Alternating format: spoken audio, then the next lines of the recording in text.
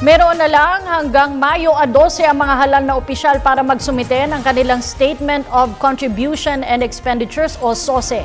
Babala ng COMELEC may katapat na parusa ang mabibigong magsumite ng kanilang SOSE. Kung ano ito alamin sa ulat ni Noel Perfecto.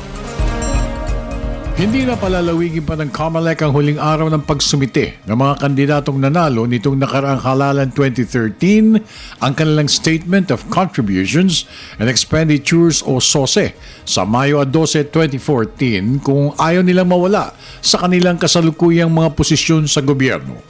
Ito maring pahayag ni Commissioner Elias Yusof matapos na mismong napagkaisahan ng COMELEC and Bank ang naturang panawagan sa lahat ng 422 na nahalal na opisyalis ng bansa, kabilang na dito ang 20 kongresista. They should comply. Because under the law, they should personally sign the SOSE. If not, even if they have the authority, or rather they give the representative an authority, they still have to sign it. napirmahan na Kong.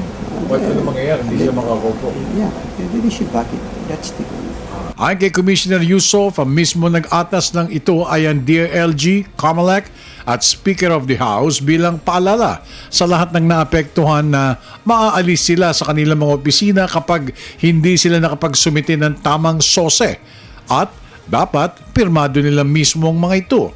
Sangayon sa Section 14 ng Republic Act 7166, walang sinumang naibotong kandidato makakaupo o makakapasok sa kanilang opisina kapag hindi nakapaghain ng kanilang mga SOSE. If Congress would be giving us for 60 billion, which is the complete DRE, Ano yun, 60 o 16? 60 billion.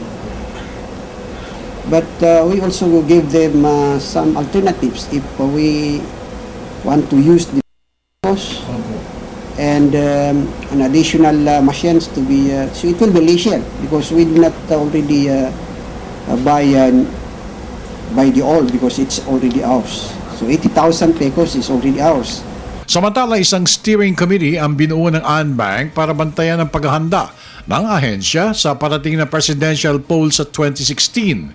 Layunin ng pagpili ng mga nakababatang commissioners ay para hindi mabala mga operasyon ng COMELEC kapag nagretiro na ang tatlong matitikas na commissioners nito, kasama sina Chairman Sixto Brillantes, Lucenita Tagle at Elias Yusof sa Pebrerong dadating.